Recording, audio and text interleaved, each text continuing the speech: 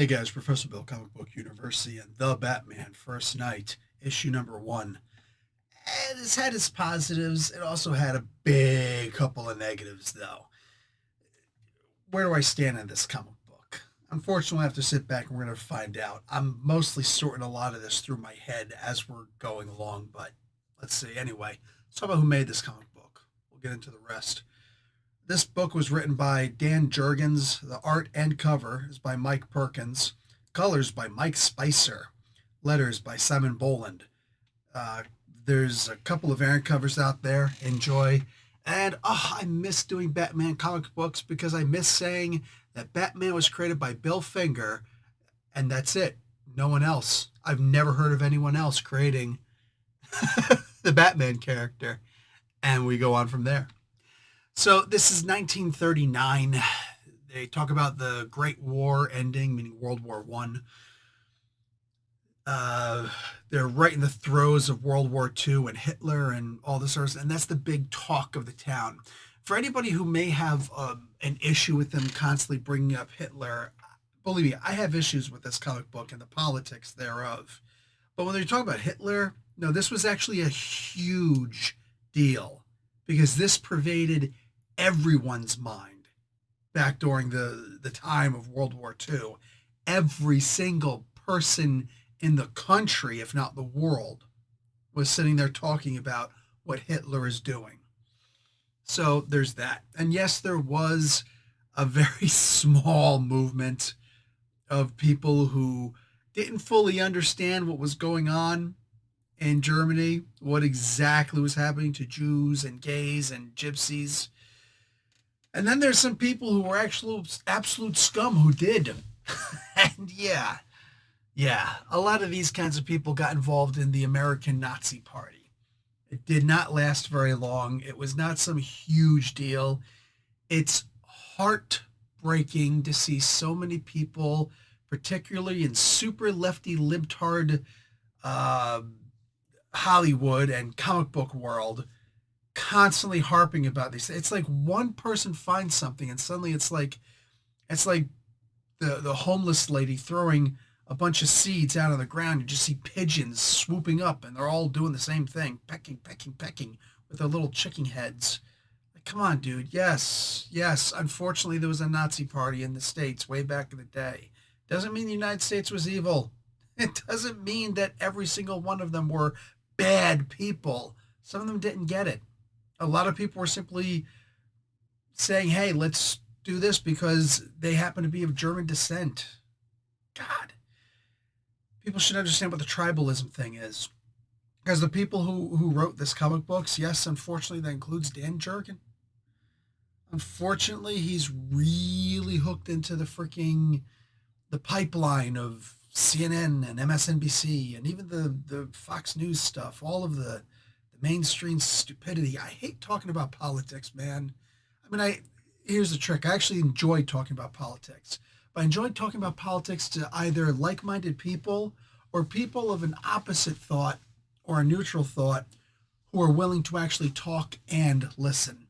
That's what I enjoy. I don't enjoy talking to far righties who are just going to and far lefties or practically any lefty, it seems nowadays, who just want to and they don't actually know anything, but they read a headline. They think they know what they're talking about.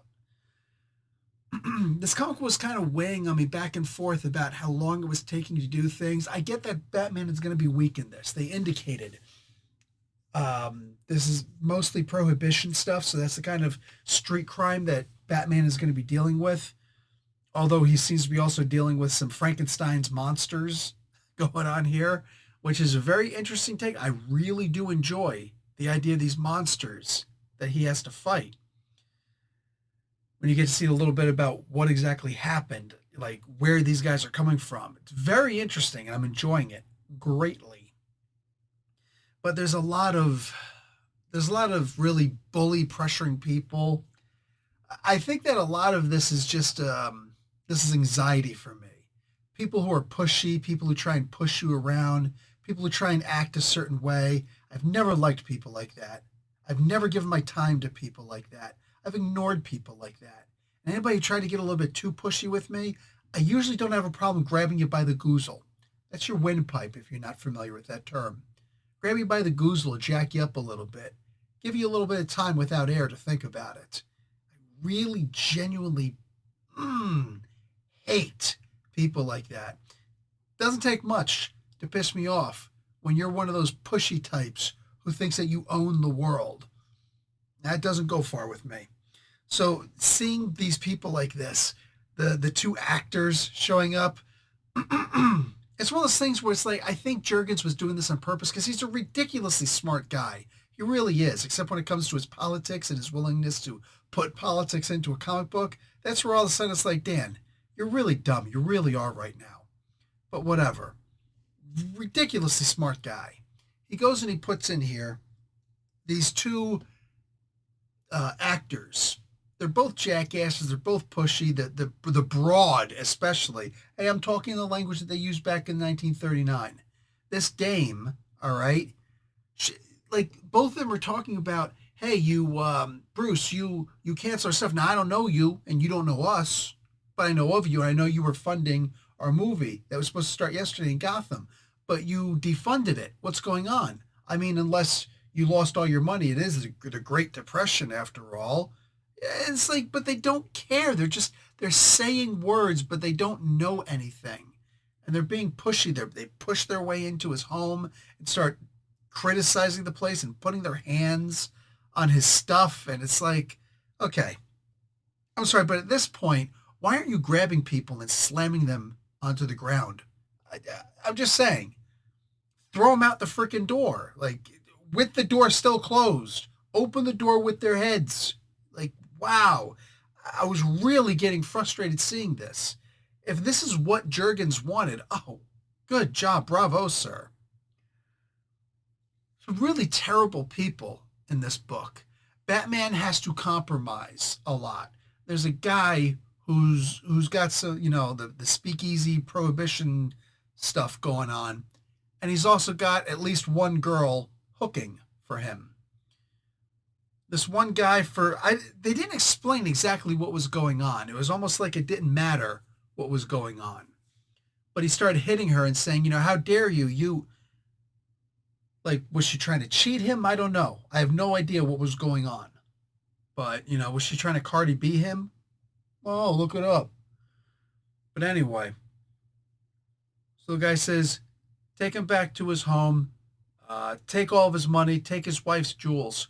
And if if he complains about it in the slightest, tell her why, tell her about the lifestyle that he's pursuing. They go to the police. They go with Commissioner Gordon, who's dumber than a doornail here and has no respect from his men. He goes on this one case to see what's going on, and somebody cut off this one dude's head. Somebody says they spread marinara all over him. Gordon's like, or his chicken marsala, whatever, spread his food all over him. It wasn't a chicken marsala, it was something Italian. Anyway, veal parmesan, that's what it was. Go for a veal parmesan. Anyway, so he says, I smeared it all over him. He's like, well, I don't see what that has to do with anything. Not exactly the most important thing. And no, Mr. Jurgens, what the hell's going on? I would completely disagree with that. I'm sorry. If somebody gets shot in an alleyway, that's one thing. If somebody gets stabbed in an alleyway, that's another thing. If the person who got shot or stabbed is either shot or stabbed 30 times, well, that's a crime of passion. Taking the time to cut someone's head off is very purposeful. It is typically something like, I know you personally, or I have a very good reason to hate you specifically, right? We're talking about crime of passion here in some way, shape, or form or another, right? Or terrorist plot. It changes the nature of this murder. And the fact that it's a serial murder going on, there's the third person, right? These congressmen or state senators, seats of my pants or whatever, I don't know. These kinds of people, right? Politicians. Don't nobody like them. But it's weird, but this stuff is happening. And then these monsters start showing up, and Batman's got to fight them, and he's having a hard time fighting just one of them, God forbid, 2 or 3. some Jewish guy opens up a door because Batman falls off the roof or whatever, and he's there. It's a very weird fight. I like the idea that he was getting beaten up, whatever, da da da da da da. And I know that we don't necessarily use thought bubbles anymore. We just use word balloons. But I found it a little annoying that Batman, this one monster is like, I'll strangle you. And he goes like this. Now, a rear naked choke is usually best like this. Actually, it would work better like this, right? And choke the dude out. But instead, he's got his hand in the front because he's not particularly skilled. It's still a rear naked choke. You know what I'm saying? Just, it is what it is. I I find it funny that Dan Jurgens, who apparently knows nothing about jujitsu, has Batman say, "I could breathe again." Mr. Jurgens, I preach this directly to you and anyone else who wants to listen adjacent. You can still breathe in a rear naked choke. You can still breathe. The trick of it is, it's cutting off your carotid arteries. Those are the only two arteries that are bringing blood up to your head. I don't know how many veins you got taking it down away from your head. But if you want to oxygenate your brain, it's these two arteries here. You push in on them too hard and for too long, you can still breathe through your windpipe, your trachea. The problem is your brain isn't getting any of the oxygen or the blood that it needs. Within a couple of seconds, you go night-night. What, 15, 30 seconds after that, you could be dead. So it is what it is, right? So when Batman gets out of it by stabbing the guy with his own knife, he says, I can breathe again. There was never a moment you couldn't breathe, Bats. And as the greatest fighter, most trained fighter in the world, you would know that. So I'm going to call this an operator error. All right? The person writing, Dan Jurgens, didn't bother to learn any jujitsu or ask about such and such and such. Hey, we can't all know everything about everything, right? But I think if you're going to be writing a character who actually knows how to fight, you might want to take a couple of karate lessons. Maybe a little bit of jujitsu. You know what I'm saying? Personally, I would recommend kendo. You know what I'm saying? Excuse me, kempo. Duh. Kendo's with the sword. Kempo is a combination of karate and jujitsu, but the Japanese jujitsu, not the famous Brazilian jiu-jitsu that's going around now. Although Brazilian jiu-jitsu is certainly got a lot going for it. Anyway, yeah, this thing with messing up things like that doesn't sit well with somebody who knows this stuff. Guys, the biggest dumb thing that happened though was Batman falling at the foot of the Jewish guy's thing. Now, I guess we're trying to set up the idea that Batman's going to find this guy to be a confidant, much like he has Jim Gordon as a confidant. If you guys aren't familiar, that's actually canon from way back in the day. Bruce Wayne and used to sit in Wayne Manor with Commissioner Gordon, have, long conversations and whatnot about things, right? That used to happen. Not exactly the most brilliant stuff in the world, but I mean, what do you expect? Saying they were making comic books back in the day when they were back in the day. Anyway, yeah, that's the thing. It's, I don't know. It's a weird thing, but that is a real thing. So it made perfect sense to me, somebody who's read the stuff before. So I think that was made for the people like me. If you didn't read Batman, if you didn't know that stuff back in the day, I understand if you didn't like the idea that yeah, Bruce, let's get out of here. That's basically what he said. It's like, come on, man. Driving this freaking European roadster, saying where the driver's seat is on the other side. Like, come on, knock it off. This is just weird, right? But whatever. The problem is he's with this Jewish guy, which makes sense because the Hitler thing, and I do like the dynamic. But at one point he's like, oh, it's the Gestapo that's wearing leather, all this black leather. Batman's wearing blue, gray, and purple gloves. There's no black, right? Oh, and blah, blah, blah. It didn't even look like he was wearing any leather. Like maybe his utility belt. That's it. Anyway, and he's also like, oh yeah, and it's the Klan who wears masks here. Uh huh. Sure. And then they say it. And it's all those America First people that we have to worry about.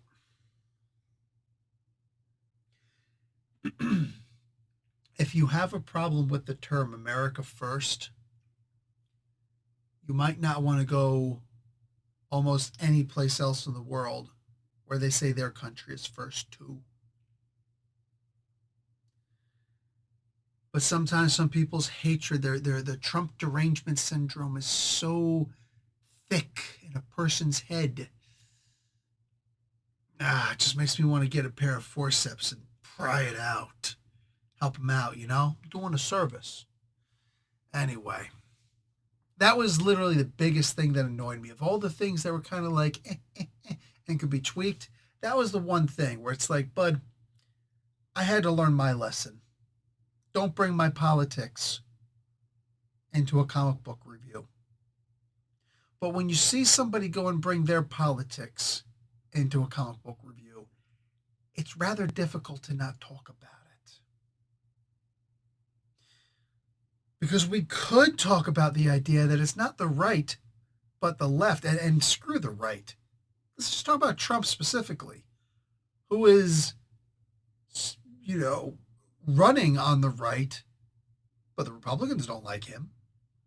The RNC don't like him. Nobody over there likes him because they know what he's bringing. And the left, in every way, shape, and form, for the most part, hates him too.